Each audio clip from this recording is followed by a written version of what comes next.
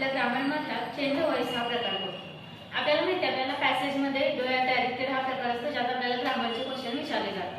मग आता change the voice मध्ये काय केलं जातं तर आपल्याला एक वाक्य दिलं जातं आणि त्याला इन्स्ट्रक्शन अशी असते की बिगिन द सेंटेन्स विथ आणि पुढे काहीतरी एक शब्द दिलेला असतो. म्हणजे याचा अर्थ काय होतो की वाक्याची सुरुवात तुम्हाला त्या शब्दाने करायची. आतापर्यंत आपण जे ग्रामर प्रकार बघितले त्यात डायरेक्टली त्या प्रकाराचा उल्लेख केलेला होता, पण यामध्ये असं केलं जात नाही.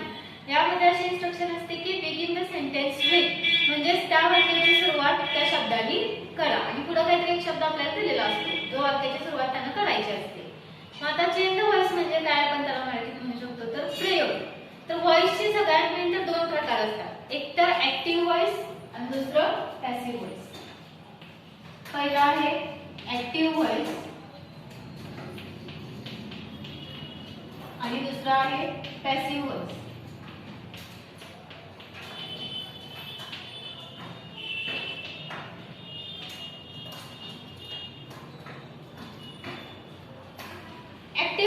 ऍक्टिव्ह व्हॉइसला आपण म्हणतो कर्तरी प्रयोग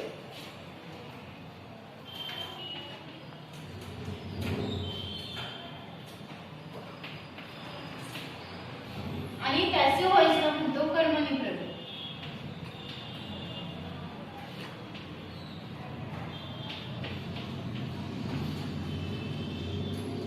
काय म्हणतो आपण ऍक्टिव्ह व्हॉइसला म्हणतो कर्तरी प्रयोग आणि पॅसिव्ह व्हॉइसला म्हणतो कर्मणी प्रयोग. आता यावरच आपल्याला कळतं की ऍक्टिव्ह व्हॉइसचं जे स्ट्रक्चर असतं ते यस प्लस बी प्लस ओ असं असतं. म्हणजे काय तर वाक्याचं स्ट्रक्चर साधा असर्टिव्ह सेंटेन्स असतं ते तसं असतं ते. पण पॅसिव्ह व्हॉइसची सुरुवात ही कर्माने झालेली असते, कारण पॅसिव्ह व्हॉइस मध्ये कर्म इम्पॉर्टंट असतं, कर्ता नाही. कारण काय क्रिया झाली किंवा कर्म काय आहे हे त्यात दर्शवले जातं. ऍक्टिव्ह व्हॉइस मध्ये कर्ता इम्पॉर्टंट असतो म्हणून त्याला कर्तरी प्रयोग असं म्हटलं जातं. पॅसिव्ह व्हॉइस मध्ये कर्म इम्पॉर्टंट असतं म्हणून त्याला कर्मणी प्रयोग असं म्हटलं जातं. समजा मी एक असं वाक्य म्हटलं साधं की मी आंबा खाते. मी आंबा खाते हे जे वाक्य आहे तर ते सरळ आहे, मी आंबा खाते म्हणजे आंबा कोणी खाल्ला तर मी, म्हणजे ते मी इम्पॉर्टंट आहे. जे वाक्याचा कोण इम्पॉर्टंट आहे कर्ता, म्हणजे ते वाक्य आहे ऍक्टिव्ह व्हॉइस. आणि समजा मी असं म्हटलं की आंबा माझ्याकडून खाल्ला गेला म्हणजे इथं काय इम्पॉर्टंट झालं तर आंबा. मी इम्पॉर्टंट आहे का तर नाही, काय खाल्लंय मी तर आंबा. म्हणजे ज्या वाक्यात कर्म इम्पॉर्टंट आहे म्हणून त्याला आपण म्हणतो कर्मणी प्रयोग म्हणजे पॅसिव्ह व्हॉइस. आता आपल्याला ऍक्टिव्हचं पॅसिव्ह कसं करायचं किंवा पॅसिव्हचं ऍक्टिव्ह कसं करायचं हे बघायचं. सगळ्यात आधी आपण ऍक्टिव्हचं पॅसिव्ह बघू.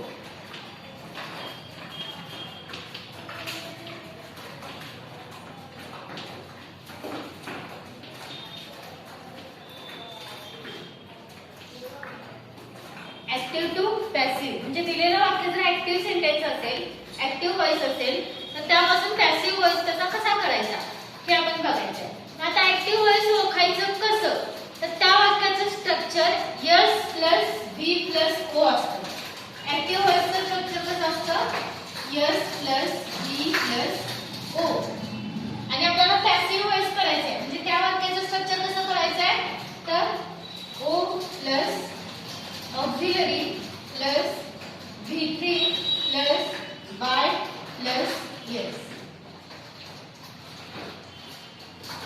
ह्या स्ट्रक्चरनुसार त्या वाक्यात आपल्याला बदल करायचा आहे. म्हणजे आता ऍक्टिव्ह व्हॉइसचे जे सेंटेन्स असणार आहे ते साधा असणार आहे, त्याच्यात कोणतीही डिफिकल्टी नाही. पण पॅसिव्ह व्हॉइस हे थोडंसं फिरवून केलेलं वाक्य असणार आहे.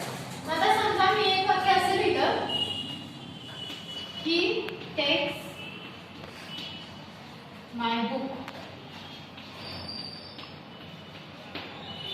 सेंटेन्स बघा काय आहे ही टेक्स माय बुक. आता हे आहे ऍक्टिव्ह व्हॉइस सेंटेन्स कारण याचं स्ट्रक्चर बघा ही आहे वाक्याचा सब्जेक्ट, टेक्स आहे वर्ब म्हणजे V1 आहे आणि माय बुक आहे ऑब्जेक्ट.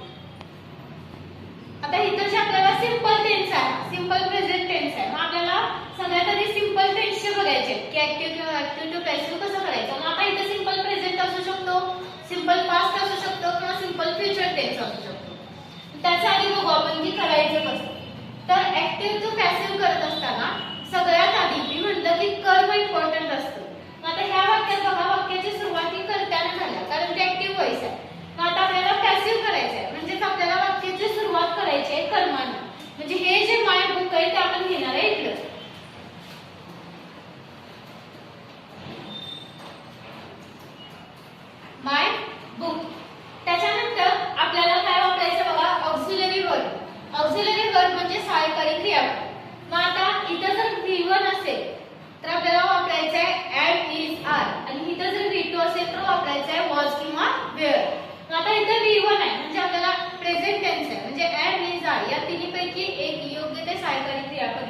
वापरायचं आहे.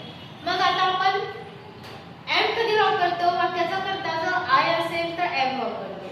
इज कधी वापरतो? तर वाक्याचा कर्ता जर एकवचनी असेल, सिंग्युलर असेल तर आपण इज वापरतो. आणि सब्जेक्ट जेव्हा प्लुरल असतो म्हणजे अनेकवचनी कर्ता जेव्हा असतो तेव्हा आपण कोणतं सहाय्यकारी क्रियापद वापरतो? तर आर.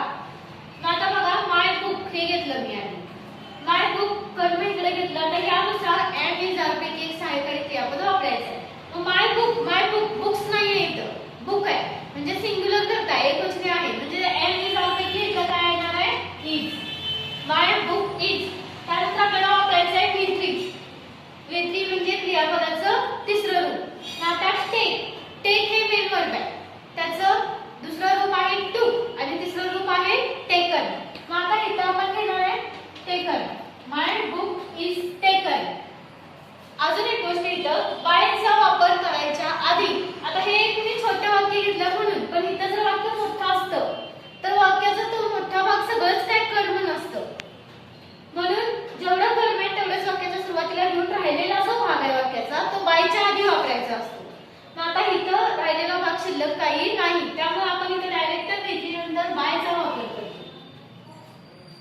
त्याच्यानंतर राहिलं काय बघा त्या वाक्यातलं ही म्हणजे सब्जेक्ट राहिलाय. लास्टला आपल्याला घ्यायचा आहे सब्जेक्ट. म्हणजे हा ही जो सब्जेक्ट आहे तो इकडे घ्यायचा आहे. पण ही आपल्याला माहिती आहे प्रोनाउन आहे म्हणजे सर्वनाम आहे. मग हे जेव्हा प्रोनाउन असतं तेव्हा आय असेल तर घ्यायचं मी, वी असेल तर घ्यायचं अस, यू असेल तर घ्यायचं यूज, ही असेल तर घ्यायचं हिम, शी असेल तर घ्यायचं हर, इट असेल तर इटच घ्यायचं आणि दे असेल तर देम घ्यायचं. दे असेल तर दे. मग आता बघा इथं काय वाक्याचा कर्ता आहे? ही सर्वनाम आहे. मग ही च्या ऐवजी आपल्याला काय घ्यायचं आहे? त्याची द्वितीया म्हणजे हिम. इथं आपलं हे वाक्य पूर्ण झालं. पण इथं जर सर्वनाम नसेल, समजा एखाद्या मुलग्याचं नाव असेल, नाही एखाद्या व्यक्तीचं नाव असेल, पीपल असेल, चिल्ड्रन असेल तर ते आहे असं घ्यायचं, त्याच्याऐवजी सर्वनाम वापरायचं नाही. आता आपण ह्या वाक्यात काय काय केलं बघा. आधी तर S plus V plus O structure होतं, त्यानुसार आपण आधी कर्मानं वाक्याची सुरुवात केली. माय बुक जे ऑब्जेक्ट होतं ते इथं घेतलं, त्याच्यानंतर ऑक्झिलरी वर्ब घेतलं सहाय्यकारी क्रियापद इज, कारण माय बुक हा एकवचनी कर्ता आहे आणि इथं वर्तमान काळ आहे म्हणून इथं घेतलं इज.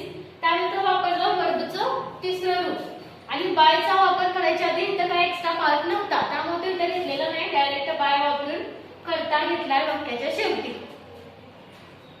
आता अजून एक वाक्य बघू. इकडे लिहिते मी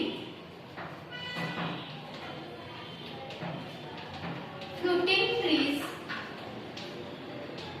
attracted many birds.